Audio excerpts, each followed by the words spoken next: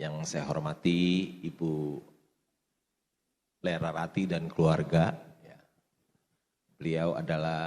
Ayah beliau adalah pendiri Bank OCBC ya 82 tahun yang lalu. Ya, okay.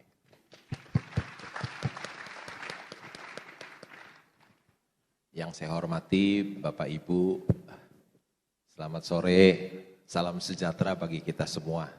Pertama-tama saya mau berterima kasih kepada OCBC dan Kata Data yang sudah mengundang saya untuk membagikan pengalaman berinvestasi. Tadi Bu Alin bilang saya sudah 30 tahun lebih, 34 tahun sudah melewati banyak sekali krisis ya. Sepertinya kalau tidak salah ingat tahun 90 sampai 92 itu ada tight money policy dari Pak JP Sumarlin ya. Uang ketat dan tentu saja saham-saham saya pada turun, pada rugi ya. Tapi untung tight money itu akhirnya dibuka tahun 93 dan saya keluar sebagai pemenang. Kemudian tahun 98 lagi ada krisis ekonomi yang begitu hebat, krisis politik. Uang saya juga hilang 85% tapi akhirnya keluar lagi sebagai pemenang. Ya. Tahun 2008 ada krisis subprime mortgage, ya. Juga IHSG turun banyak, tapi saya tetap survive. Ketika 3 tahun yang lalu ada COVID juga krisis, IHSG kita turun sampai 3.900, juga saya bisa keluar sebagai pemenang juga. Kenapa saya bisa melewati krisis itu? Karena saya tidak punya hutang. Saya tidak punya hutang. Jadi krisis, ya saya saham-saham saya nggak dipaksa jual. Saya tidak punya hutang. Jadi ketika krisis saham saya turun, ya saya pegang saja. Ya nanti dia kembali bisa naik lebih tinggi. Saya nggak punya hutang. Yang kedua, ketika krisis COVID 2020, pas krisis Tuhan berkati saya. Saya punya uang cukup banyak, uang cash waktu itu. Jadi ketika krisis saya bisa membeli semua ya. Diberitakan ada di tahun 2020 itu saya membeli saham apa ya. Punya uang banyak. Dan sekarang pun kita harus hati-hati ya. Karena di Amerika, di Eropa sudah krisis meskipun kita tidak ya. Saya juga diberkati juga ya. Karena bukan hanya tidak punya utang, tahun lalu saya ada menjual saham saya. Saya itu pemegang saham terbesar di holding company-nya Penin Bank ya, punya Penin Bank, punya Penin Daiichi, sahamnya naik dan saya sebagai pemegang saham terbesar nomor 2 saya keluar, semuanya berhasil keluar. Dan tahun lalu pun ketika tiba-tiba saya pemegang saham terbesar nomor 2 di Petrosi, di coal mining contractor punya 15%, tiba-tiba perusahaan itu diakuisisi dan saya menjual mengikuti tender offer, saya mendapat uang cukup banyak. Jadi ketika memasuki ketidakpastian pada saat ini, bukan saja saya tidak punya hutang, tapi saya punya uang cash yang banyak. Ya, uang cash yang banyak. Jadi saya sudah siap. Saya sudah siap.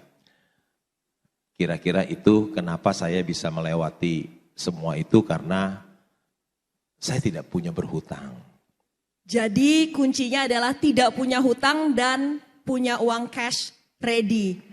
Saya agak nakal dikit boleh ya Pak? Ini tidak ada di pertanyaan. Nah, uang hasil take profitnya udah Bapak belanjain belum nih sekarang? Kan udah mulai turun ya IHSG. Saya belanjakan baru sedikit. Jadi masih ada sisa sangat banyak karena Saya itu orang yang sangat hati-hati ketika membeli saham. Saya hanya membeli perusahaan bagus yang harganya murah, yang under value, ya perusahaan bagus yang murah.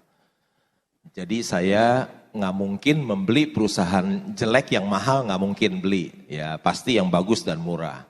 Atau biasanya saya sebut istilahnya, saya membeli Mercy harga bajai. Baru saya beli, jadi susah untuk mendapatkannya, jadi masih ada sisa uang banyak. Di dunia nyata tidak ada orang bodoh yang mau menjual Mercy-nya di harga bajai. Tapi di bursa saham banyak.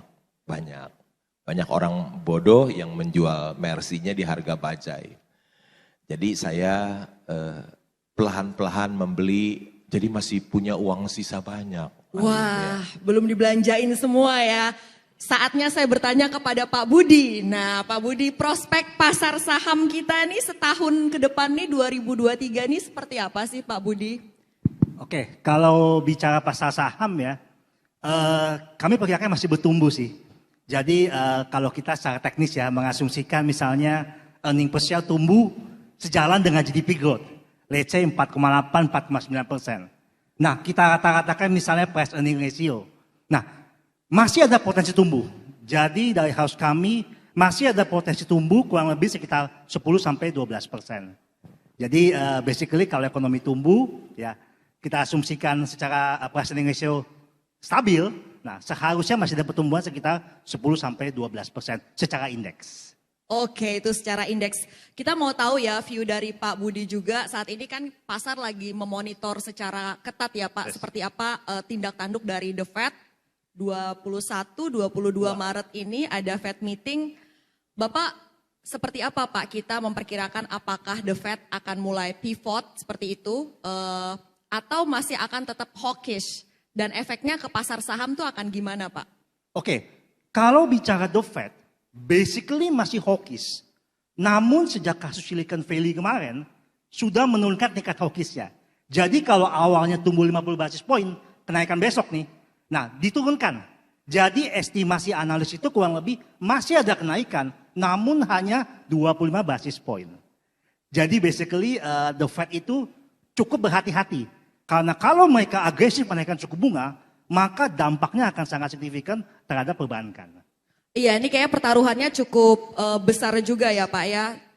Kalau kita lihat ada yang bilang kalau misalnya terburu-buru pivot juga sejarah menunjukkan nggak boleh terlalu gampang juga itu efeknya seperti itu ya. Nah kalau buat yang menantikan timing untuk misalnya masuk ke bursa saham Indonesia itu kita patokannya apa nih Pak Budi? Sebenarnya tunggu koreksi aja sih. Harga saat ini sebenarnya sudah sangat rendah sekali. Jadi kalau kita lihat itu sebenarnya bahkan dibandingkan akhir tahun lalu sudah mengalami penurunan. Jadi basically saat momentum saat ini saat terjadi koreksi, itu bisa menjadi momentum untuk dilakukan pembelian. Jadi basically setiap market koreksi, nah kita mungkin bisa sedikit demi sedikit mengkoleksi saham-saham yang fundamental bagus dengan harga murah tentunya. Wah, senada dengan Pak Loya, saham berfundamental bagus dengan harga murah, Mercy harga bajai. Pak Lo, kita mau tahu dong Pak, buat yang ingin mengikuti jejak Pak Lo, terutama untuk anak-anak yang baru masuk pasar modal juga nih Pak, apa yang perlu mereka pertimbangkan ketika masuk ke pasar modal, terutama yang punya impian bisa menjadi seorang full time investor juga Pak, sambil tidur tapi cuan gitu Pak, tambah kaya seperti Pak Lo. Kalau anak-anak muda tentu tidak bisa melakukan hal yang sama terhadap saya. Bisa, tapi mungkin nggak banyak. Karena untuk menjadi seorang yang tiap hari santai, tidak mau bekerja keras seperti saya itu, harus punya uang yang banyak dulu. Aduh,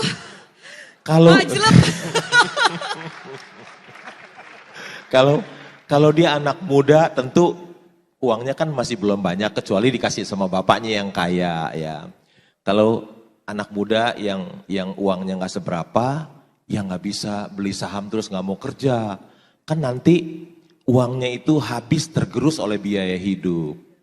Jadi kalau seorang muda tentu dia harus kerja keras dulu cari uang, ya, cari uang sampai udah cari uang harus hidup hemat dan sederhana supaya ada sisa uang banyak.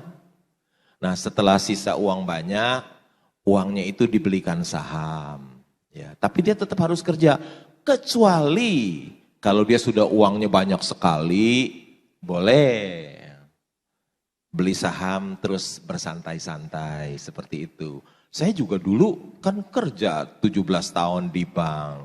Jadi bukan setelah berhasil menjadi seorang investor dapat uang banyak, saya berhenti kerja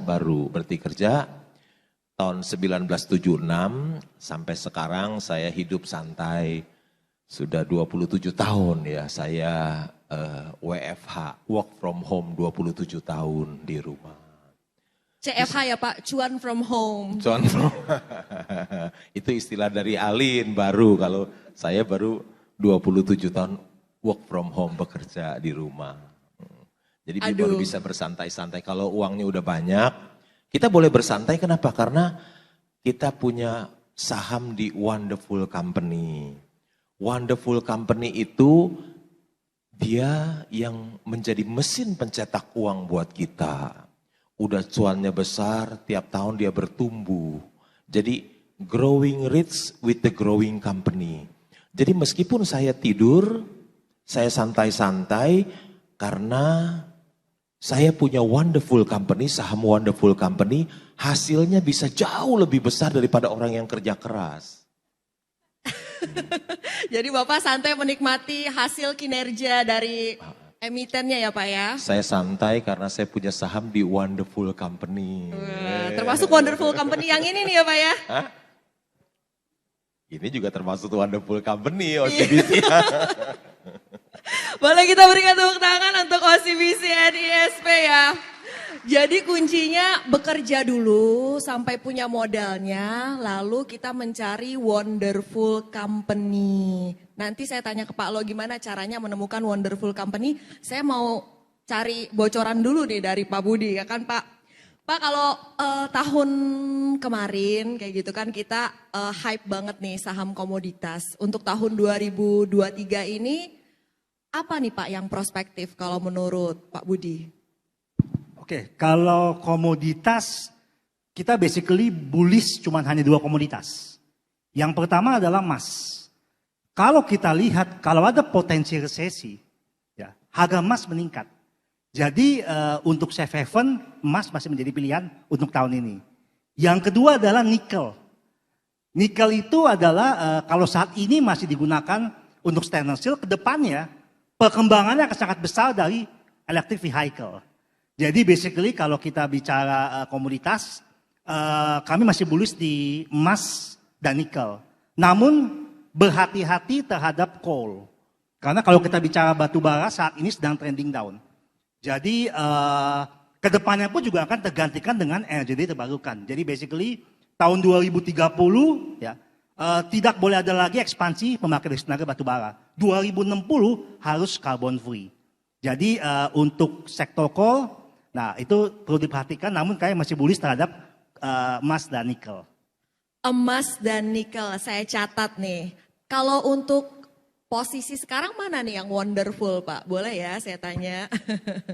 Kalau untuk emas ya, mungkin kalau untuk emiten bisa prefer ke aneka tambang.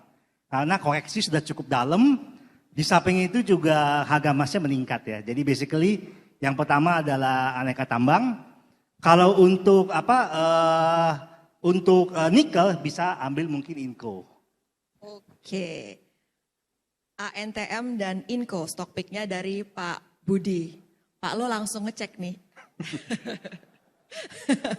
Pak Lo gimana sih Pak caranya menemukan Wonderful Company Mercy harga bajai versi Pak Lo Keng Hong? Apa yang Bapak lihat? Kalau saya biasanya pakai metode yang sederhana saja, very simple ya.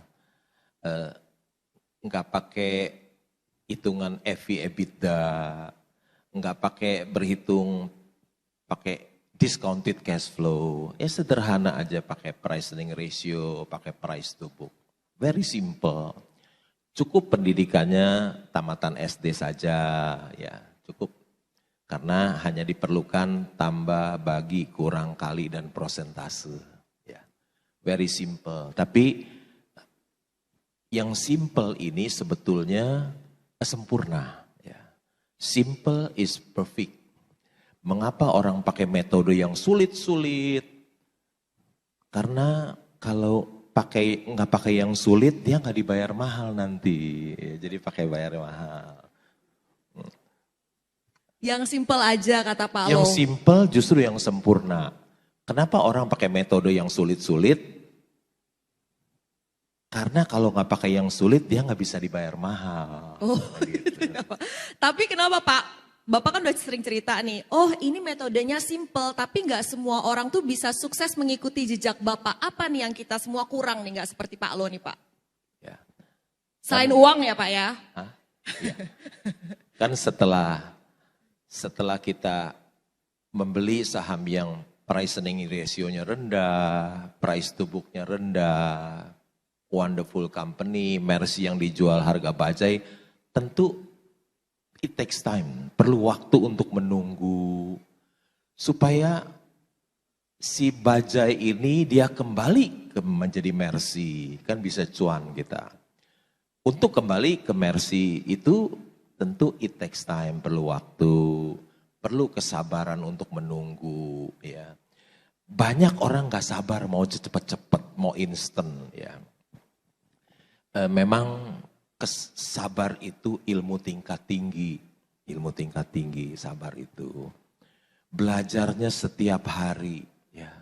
Ujiannya sering mendadak. Tapi investor saham yang lulus, dia akan memperoleh cuan yang besar. Ya. Sabar itu juga sangat penting dalam kehidupan kita sehari-hari. Ya. Orang yang bisa sabar menahan amarah, dia akan terhindar dari banyaknya penyesalan. Jadi perlu waktu untuk menunggu, perlu kesabaran untuk menunggu. Ya. Kesabaran ini nih ilmu mahal nih Pak. Makanya banyak yang bertanya Pak, nitip juga ke saya, tanyakan dong ke Pak Lo. Gimana caranya supaya sabar dan berani hold saham sampai harganya balik lagi ke Mercy Pak? Iya. Bagaimana sabar? Oh iya, kita kan sudah tahu kalau kita sabar menunggu, tentu yang bajai ini pelan-pelan akan naik kembali sesuai dengan nilai dari perusahaan itu ya. Itu perlu waktu. Kenapa kita berani? Berani karena perusahaannya bagus, valuasinya murah, PI-nya rendah, price to book-nya rendah. Kita tahu ini Mercy harga bajai, dia punya margin of safety yang besar buat kita, tentu aja berani. Siapa sih yang takut beli Mercy harga bajai? Kan nggak ada yang takut, kecuali kenapa kita takut pegang jangka panjang, karena yang kita beli bajai yang dijual di harga Mercy. Ya. Kebalik ya, jadi takut. Kenapa orang takut? Karena yang dia beli bukan Mercy harga bajai, bajai harga Mercy yang dia beli tiap hari, ketakutan gitu. Margin of safety itu yang penting sekali. Tadi pada saat kita belajar sabar, ujiannya mulai berdatangan nih ya Pak Budi. Era suku bunga tinggi, inflasi tinggi, kemudian mulai ada tadi persoalan likuiditas di sejumlah industri perbankan di berbagai negara. Nah, kalau untuk Indonesia sendiri kondisi global makro yang seperti ini tuh akan berdampak ke kinerja emiten-emiten di tanah air nggak Pak Budi? Kalau dampak sih pasti ada ya. Jadi sebagai contoh misalnya perbankan ya. Itu pasti secara otomatis suku bunga akan meningkat gitu kan. Nah sebenarnya yang perlu diperhatikan adalah nanti hindari mungkin ya emiten-emiten yang memiliki hutang tinggi. Karena sumber masalahnya itu berasal dari hutang yang tinggi. Ya. Di saat suku bunga meningkat dan mereka variabel di-adjust, itu akan sangat berdampak terhadap emiten tersebut. Itu yang pertama. Yang kedua, perhatikan juga nanti depresiasi. Jadi kalau misalnya ada yield ya, yield let's say US dan Indonesia, spreadnya menyempit, itu berpotensi terjadi depresiasi. Nah, perhatikan bagi emiten yang memiliki komponen cost-nya import, itu akan sangat berbahaya. Namun kebalikannya, kalau misalnya emiten ini banyak sekali porsi ekspornya, maka akan sangat menguntungkan. Jadi setiap fenomena suku bunga itu akan berdampak berbeda-beda terhadap setiap emiten. Oke, menarik sekali. Jadi kita di iklim suku bunga tinggi seperti sekarang, hindari emiten yang punya tingkat hutang tinggi dan juga cari yang export oriented. Jadi cost importednya itu sedikit lah ya Pak ya, tidak terlalu bergantung dengan bahan baku ataupun juga komponen impor. Pak Lo, apakah soal faktor hutang ini juga menjadi pertimbangan Pak Lo dalam memilih emiten Pak? Apalagi Pak yang diperhatikan dari sisi bisnisnya emiten ini Pak, selain valuasi yang murah dan tadi wonderful? Tentu saja hutang juga jadi salah satu pertimbangan. Kalau satu perusahaan punya hutang besar, tentu dia bukan wonderful company. Wonderful company adalah perusahaan yang bisa menghasilkan laba yang besar, akhirnya hutang itu lunas. Ya, jadi biasanya wonderful company itu adalah company yang cash rich loan free, yang uang kasnya banyak, utangnya tidak ada. Ya, itu namanya wonderful company. Itu ya Pak ya, jadi kalau utangnya tinggi memang masuk kriteria wonderful company aja enggak ya, gitu ya Pak Lo? Jadi yang berikutnya masih banyak mengenai tata kelola, siapa direksi dan komisarisnya, siapa pemegang saham mayoritasnya, apakah mereka orang yang jujur dan berintegritas, atau orang yang tidak jujur dan tidak berintegritas, yang suka mengambil uang perusahaan untuk memperkaya diri. Ya. Bisnisnya yang bagus, tentu perusahaan yang bisnisnya jelek, ya utang banyak dan cuannya juga kecil. Perusahaan wonderful company adalah perusahaan yang bisnisnya bagus, tentu saja akan memperoleh cuan yang besar. Jadi kira-kira begitu. Tata kelola perusahaan dilihat juga, bukan sekedar hutang saja, tapi bisnisnya juga dilihat. Karena bisnis yang jelek kan nggak bisa menghasilkan untung yang besar. Tapi kalau bisnis yang bagus, baru bisa menghasilkan cuan yang besar. Baik. Gitu. Pak Lo, tadi kan Pak Budi bilang yang cukup prospektif bisa diperhatikan adalah saham-saham komoditas terkait dengan nikel ataupun juga emas. Pak Lo sendiri kalau saya baca-baca itu banyaknya tertarik dengan saham-saham komoditas dan juga keuangan ya Pak ya, finansial.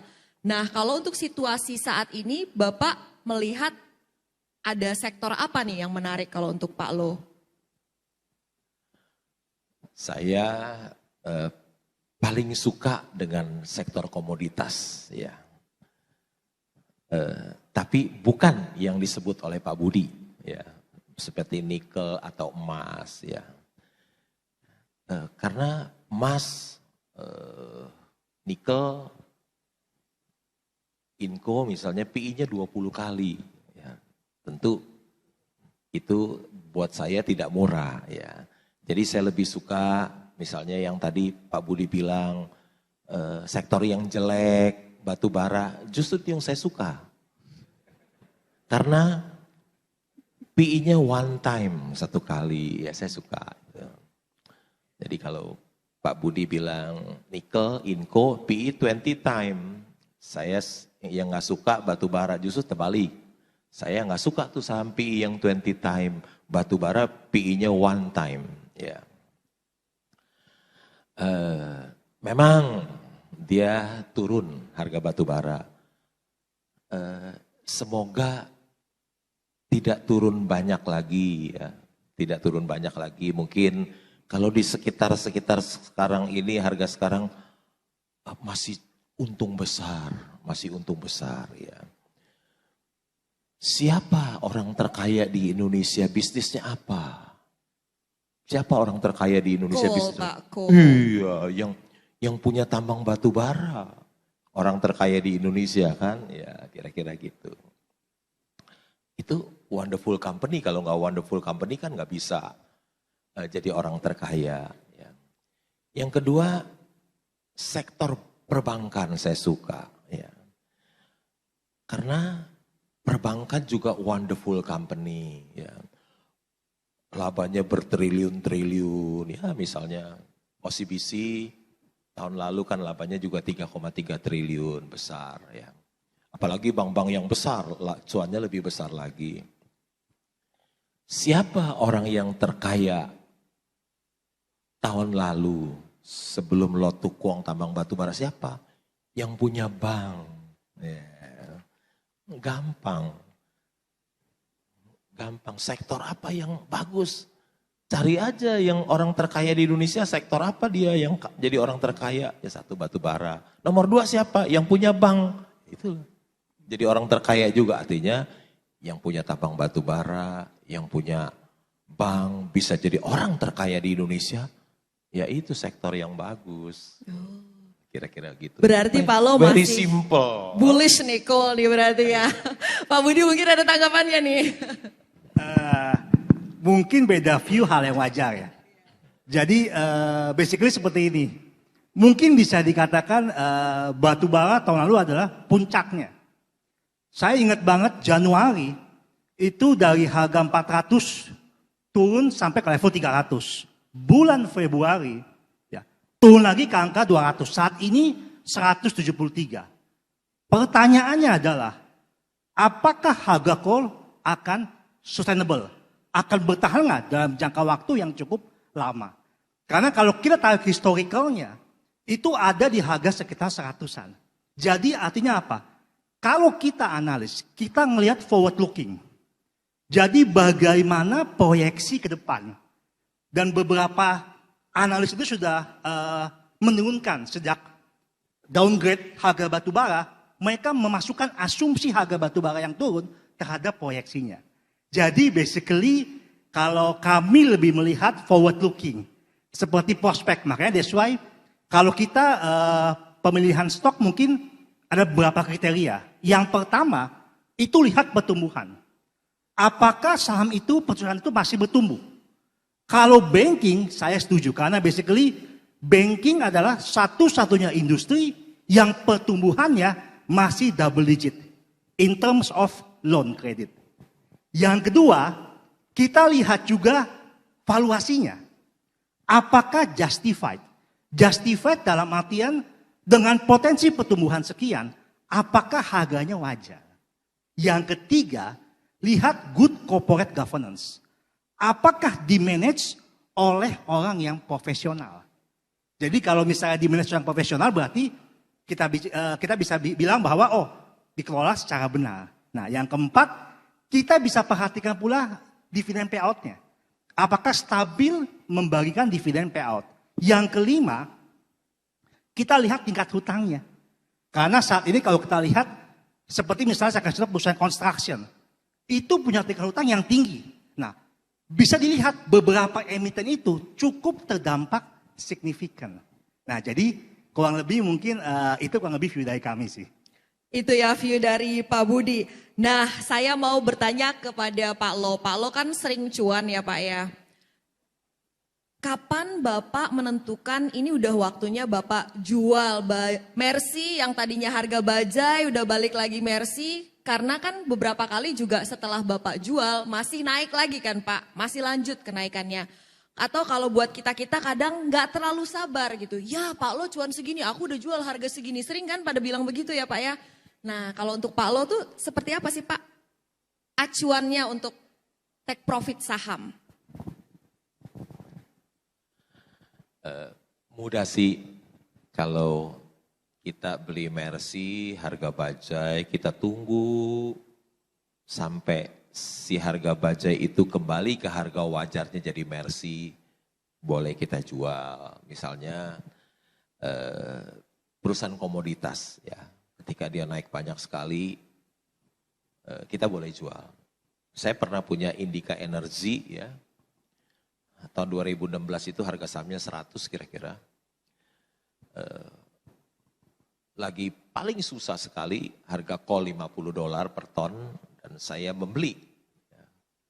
Harga saham 100, semua orang gak ada berani beli call ya. Padahal nilai buku per sahamnya 1.600, ini benar-benar Mercy yang dijual harga bajai. Saya melakukan pembelian. Ketika saya melakukan order beli, sel saya itu MBA lulusan Amerika loh. Dia baik ya. Bukan mau jeblosin saya, dia cuma baik, dia mau ingetin saya, Pak, jangan beli Pak. Call itu masa depan suram. Saya bilang gak apa-apa, you beli aja. Kan dia gak tahu, dia lupa. Call itu cyclical. Hari ini gocap kan besok bisa naik ke 100 per ton. Apa-apa, you beli aja. Saya beli sampai jadi pemegang saham terbesar, mungkin nomor 4 di Indika Energy. Ya. 2 tahun saya pegang, harga call naik ke $100. Tambang Indika Energy akan untung besar. Dan harga sahamnya dari 100 jadi 4.500 dan saya keluar dan saya keluar mendapatkan keuntungan yang besar. Tapi kalau kita pegang saham bank ya, wonderful company, bank itu kan wonderful company. Kita boleh pegang saham itu seumur hidup kita. Kalau kita punya saham bank, jangan dipikirin jual. Tapi saham bank itu boleh dipegang sampai akhir hidup kita boleh dipegang. Kecuali kalau kita butuh uang baru jual. Kalau nggak butuh uang, jangan dipikirin jual. Ya. Pegang aja terus. Kalau kita punya saham bank itu kan cuannya besar-besar. Ya. Dia seperti kita punya istri atau suami yang jangan dijual-jual, dipegang seumur hidup aja seperti istri dan suami kita. Saham perbankan ya Pak? Saham bank. Kayak suami atau istri itu ya Pak? Harus dipegang selamanya. Tapi saya dengar Bapak mau tambah lagi saham bank yang ini. Jadi nggak tambah istri kan Pak? Jadi kalau punya saham bank yang cuannya triliunan, jangan dipikirin untuk dijual, Alin, jangan. Ya. Kalau bisa dipegang selamanya seperti kita punya istri atau punya suami. Kan dipegang selamanya juga. Oh, hold forever ya kalau saham perbankan kata Pak Lo. Kita waktunya hari ini 1 jam, sebenarnya saat ini sudah waktunya saya akan lempar ke floor. Bisa menggunakan Slido ya untuk bertanya. Mungkin dari tadi udah gemes, ada hal yang langsung ingin ditanyakan ke Pak Lo maupun juga ke Pak Budi. Kita akan buka kesempatan pada kali ini. Mungkin boleh kita tampilkan Slido-nya. Sementara itu saya akan ke Pak Budi dulu, boleh disiapkan pertanyaannya untuk nanti kita tampilkan. Jadi Pak, strategi investasi di saham seperti apa nih untuk tahun 2023 ini? Jadi basically tadi saya sudah jelaskan dikit ya. Jadi kalau kita trading saham itu ada jangka pendek, ada jangka panjang. Betul. Ya, mungkin kalau yang saham-saham let's say call ya, itu mungkin bisa dijadikan saham-saham trading. Namun kalau misalnya yang kita jadikan jangka panjang, itu saham-saham yang punya fundamental yang baik. Seperti tadi saya setuju dengan Pak Lo bilang bahwa banking. Nah banking itu basically emang kalau kita proyeksikan, itu umumnya pertumbuhannya, loan-nya itu 2-3 kali GDP. Jadi basically selama ekonomi tumbuh, maka perbankan juga akan tumbuh. Nah balik lagi tadi saya katakan ada 5 kriteria kami. Yang pertama lihat pertumbuhannya, yang kedua lihat valuasinya, yang ketiga pastikan punya good corporate governance yang bagus. Yang keempat dividen mungkin cukup stabil. Yang kelima hindari saham-saham yang memiliki tingkat hutang yang tinggi sih. Batasannya adalah kalau misalnya debt equity ratio sudah mencapai 2 kali 1,5 ke atas, nah itu perlu diwaspadai. Kurang lebih seperti itu sih. Jadi ada 5 ya acuan dari Pak Budi, pertumbuhannya, valuasinya, kemudian corporate governance-nya seperti apa, ada dividen would be nice, kemudian debt equity ratio. Baik, saya akan ke Pak Lo lagi ya Pak Lo. Jadi seperti apa Pak kita biar bisa naik level dalam berinvestasi sesuai dengan tema OCBC NISP Business Forum tahun ini? Supaya naik level. Iya. Tentu kita jangan terus-terusan hanya dengar dari rekomendasi teman kita, rekomendasi dari tukang pom-pom, rekomendasi dari influencer. Tapi betul-betul kalau kita mau naik level itu kita harus tahu apa yang kita beli ya. Jangan pernah membeli saham tanpa membaca annual report. Ya, mau naik level harus sebelum membeli saham satu perusahaan harus baca annual report. Karena di annual report itu kita bisa tahu siapa direksi dan komisaris, siapa pemegang saham mayoritasnya, apakah mereka orang yang jujur dan berintegritas, atau apakah mereka bukan orang yang jujur dan tidak berintegritas, yang suka mengambil uang perusahaan. Tentu sangat mengerikan bagi saya sebagai seorang sleeping shareholder. Kita hanya bisa melihat mereka mengambil uang perusahaan dan kita tidak bisa berbuat apa-apa. Ya. Kita juga bisa tahu bisnisnya, usahanya apa sih, usaha yang bagus atau tidak.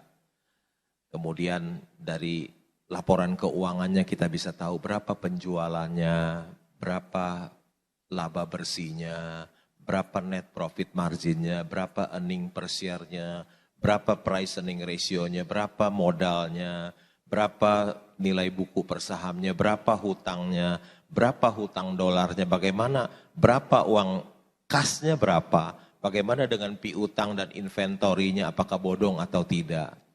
Jadi kalau kita mau naik level, kita harus ketika kita membeli saham, kita harus membaca annual report terlebih dahulu.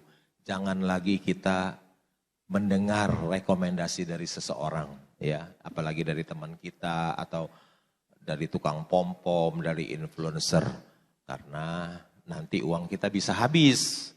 Kalau kita terus-terusan seperti itu, nggak naik level, di bawah terus, mesti naik level, mesti baca annual report. Karena kunci keberhasilan dari seorang investor adalah mempelajari, membaca annual report. Baru kita bisa naik kelas.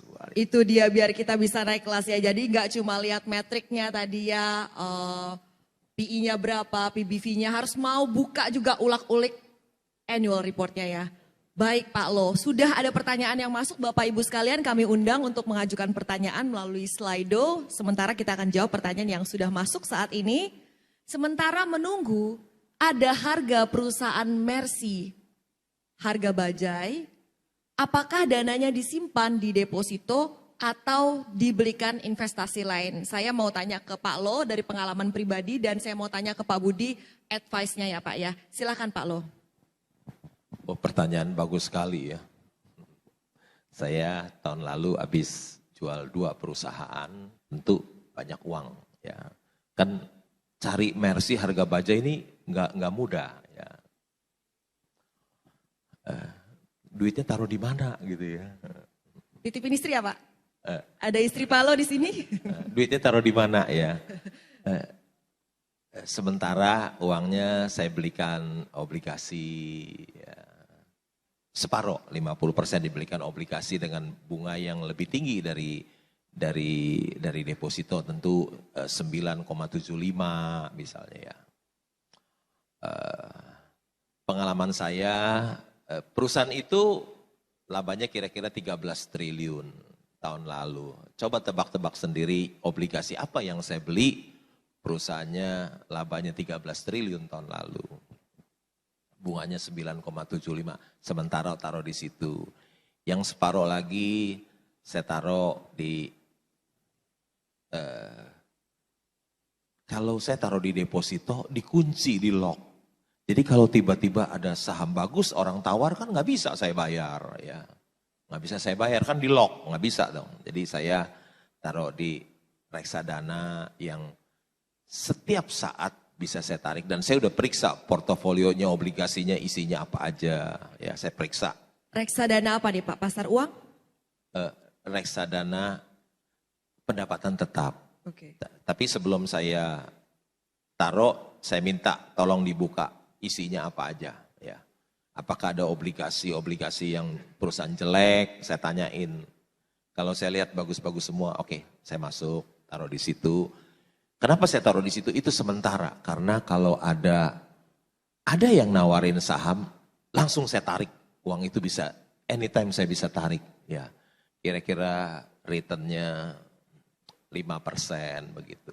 Ya, 5% karena reksadana kan net. Jadi itu bisa setiap saat. Kalau ada orang yang nawarin saya saham, langsung saya bayar. Besok saya tarik, saya bayar T+2. Siapa yang tarik langsung saya bayar. Jadi kalau ada orang nawarin saya perusahaan bagus, harga murah, langsung bayar.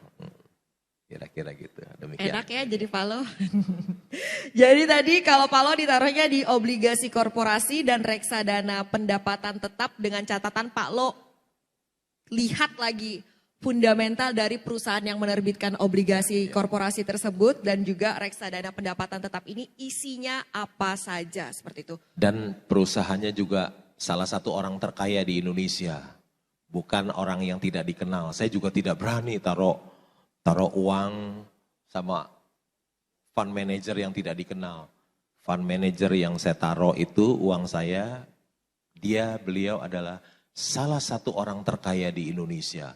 Bahkan mungkin dia orang terkaya di Indonesia. Jadi saya tidak ragu untuk menitipkan sementara saya belum ketemu Mercy yang dijual harga banyak, saya titipin sama dia saja. Beliau orang yang terkaya di Indonesia, jadi saya merasa lebih aman. Bukan orang yang tidak saya kenal. Ya. Saya sangat hati-hati.